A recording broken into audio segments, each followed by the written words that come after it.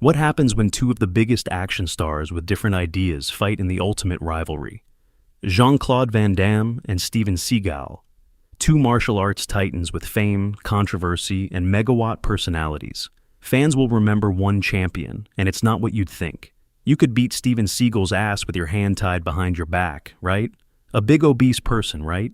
He's kind. Despite their scandals and personal issues, Van Damme remains popular, whereas Steven Seagal's reputation has declined. For what reason? How does this rivalry affect our hero evaluation?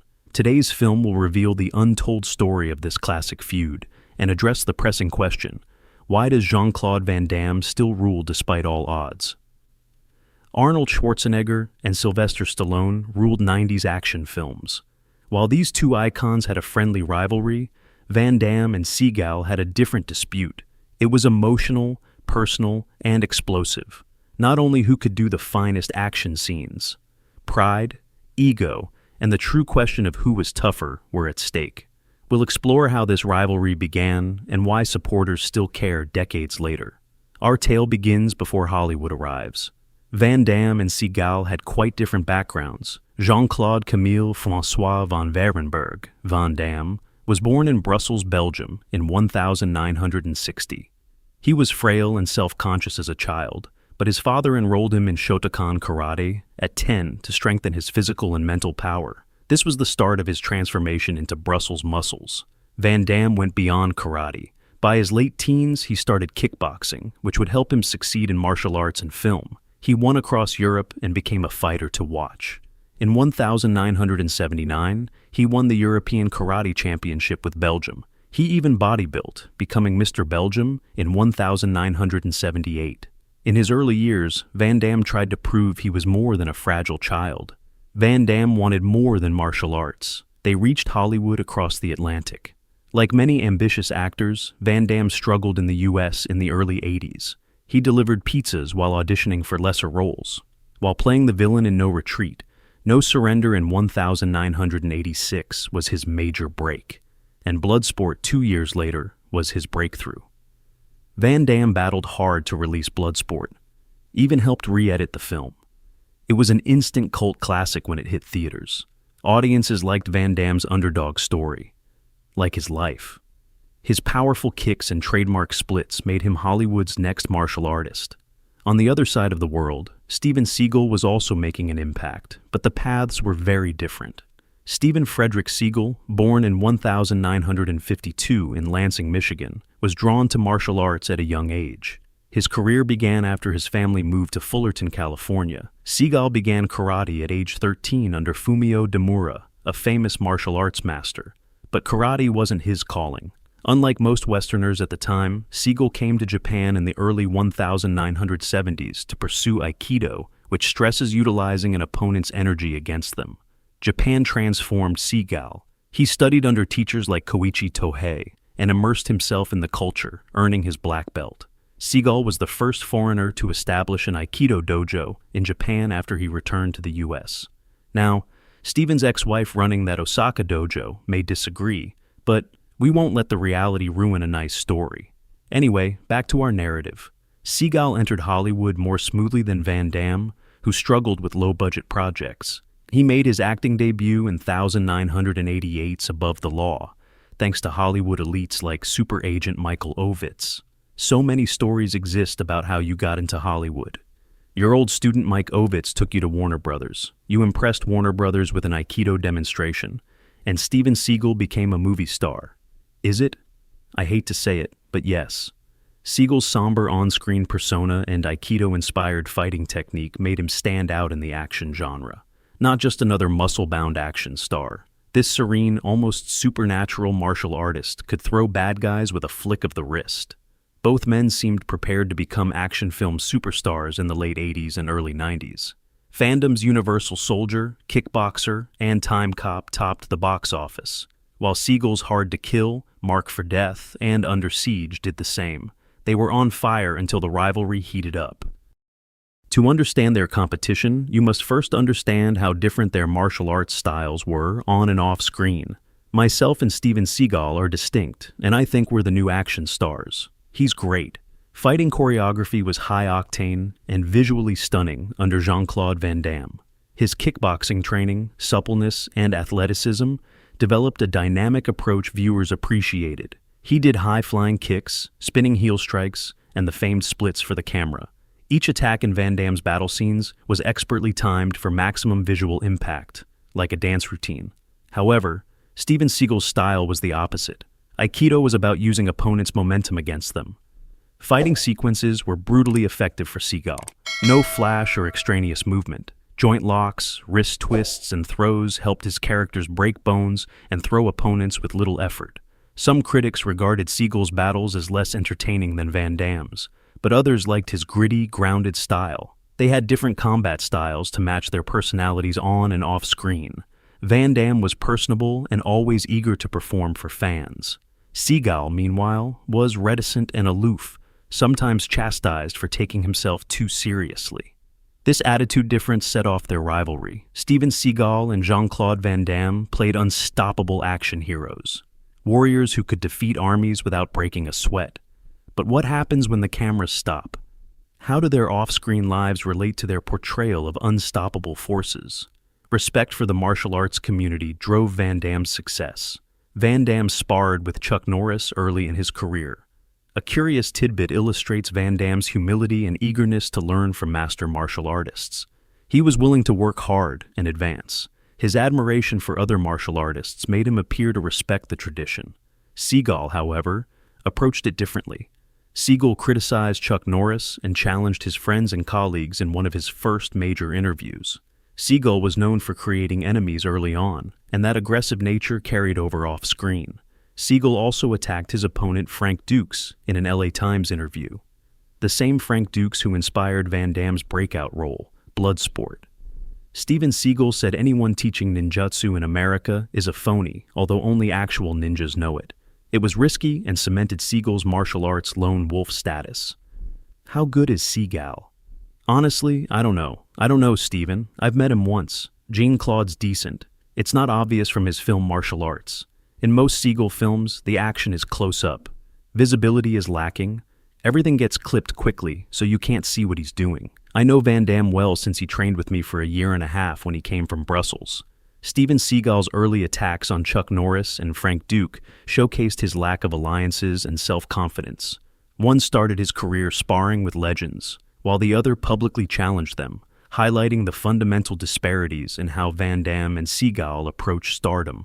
Van Damme's martial arts connections and reverence for its traditions helped him preserve a good man image despite personal hardships.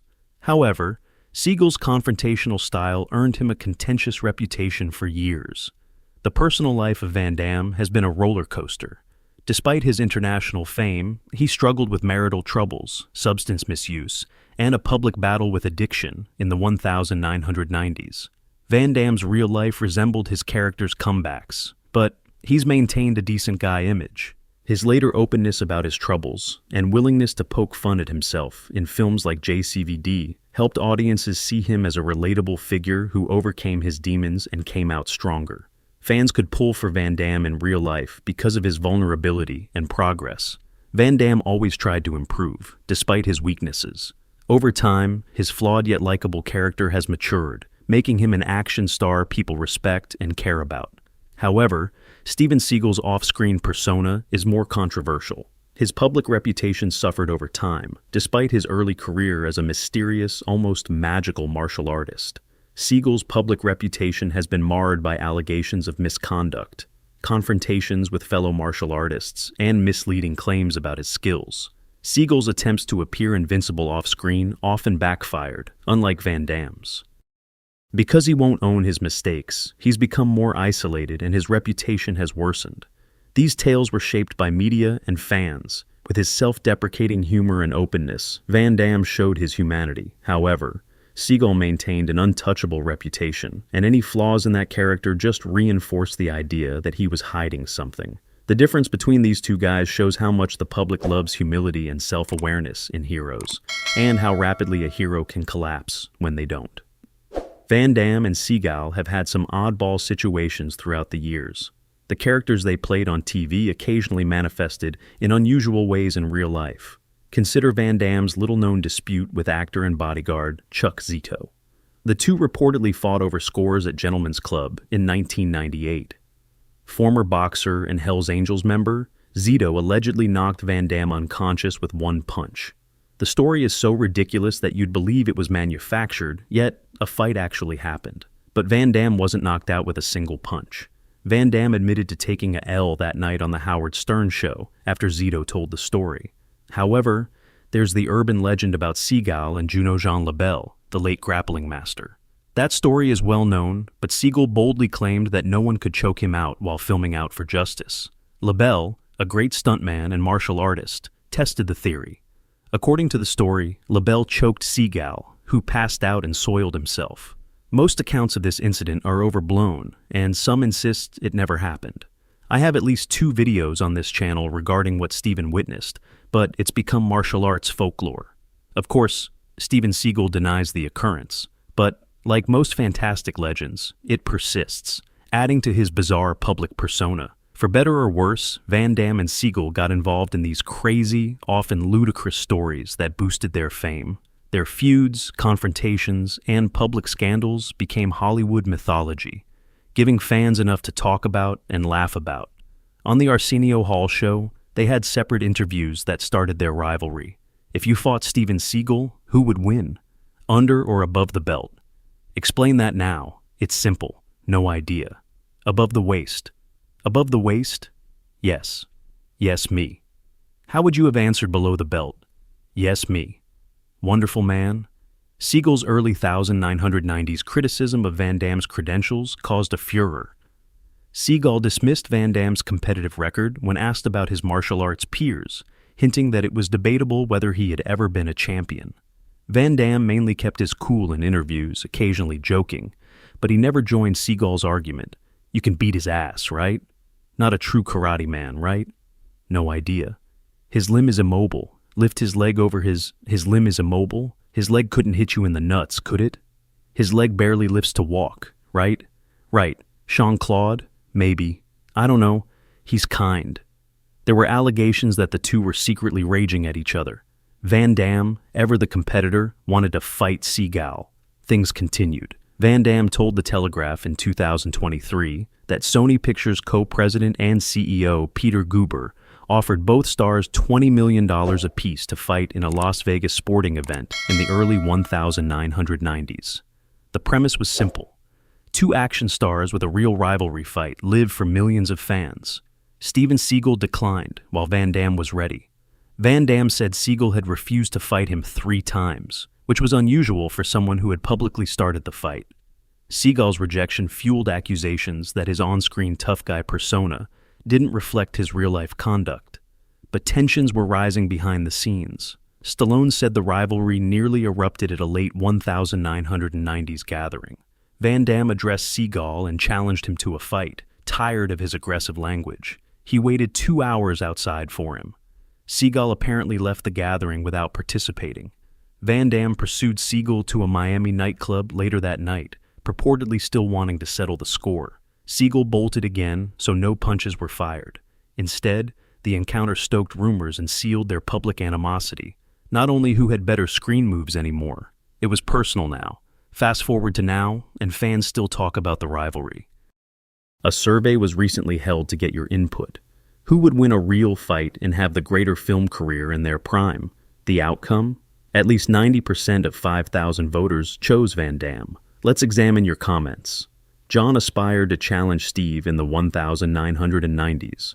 Unfortunately, Steve didn't intend to fight. Seagal is pathetic. Van Damme's kickboxing record dictates the winner. Steven defeated Van Damme in a national helping match. John's butt could crack walnuts. Game over. Don't the remarks speak for themselves? Van Damme is preferred not just for his fighting skills, but also for his profession. Van Damme's competitive kickboxing record is often used to prove his credibility, but Seagal's image has suffered, especially among fans who doubt his real-life fighting expertise. Not everyone was ready to dismiss Seagal. One commentator suggested that Seagal's stature and Aikido skills could give him an advantage in a street battle using joint locks and throws. However, most fans feel Van Damme's quickness, agility, and devastating strikes will win.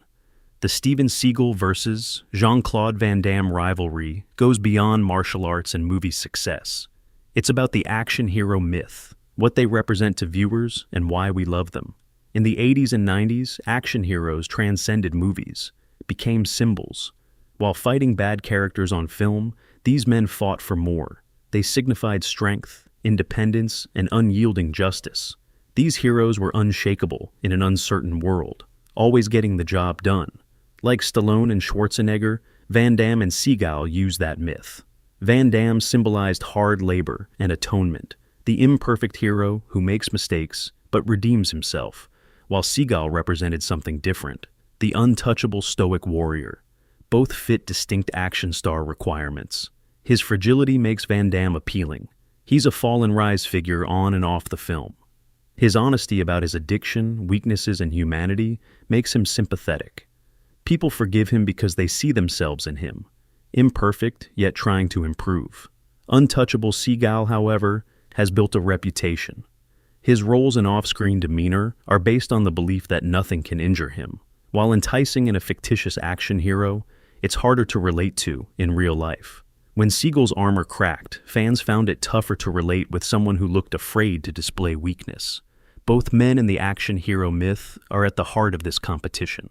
Why do we need giant figures? Why forgive some, but not others? Action heroes like Van Damme and Seagal embody masculinity, strength, and justice. Our culture has changed our expectations of heroes. They should be strong and human. Van Damme may have kept his crown because he's shown us his humanity. He's the hero who fell but rose again. Now where are they? Let's discuss these two legends' progress after their feud made news.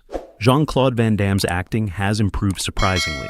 In 2008, he played a fictionalized version of himself in JCVD. The film was a hit, with Van Damme's sincere, self-aware portrayal winning over fans and critics. He also appeared in The Bouncer and played a villain in The Expendables 2. Van Damme's viral Volvo commercial features his famed splits between two rolling trucks. He's also made several fantastic Netflix movies. These moments have kept Van Damme relevant as a martial artist and pop culture star. Steven Seagal chose a different route. Direct-to-video films have dominated his career, and his performances haven't changed much since the 90s. He works hard, but his films haven't had the same impact. Unless you're a stuntman. Seagal's public image has been tarnished by charges of wrongdoing and his close links to Putin. Jean-Claude Van Damme and Steven Seagal's rivalry went beyond who could throw the best punch or use the best martial arts. Personalities, fighting techniques, and public perception clashed. Van Damme was the audience favorite because of his dynamic fighting style and desire to face his weaknesses and improve as an actor, even if Seagal was bigger and more imposing. What do you think? Was Seagal's Aikido too much for Van Damme's kicks, or would Van Damme's competitiveness have won? Tell us in the comments below, and I'll read your thoughts. Check out our film, Steven Seagal vs. Frank Dukes, When Bushido Masters Collide, for more on Seagal's past martial arts feuds. 3 times Steven Seagal fled fights. You won't want to miss those stories. As always, goodbye.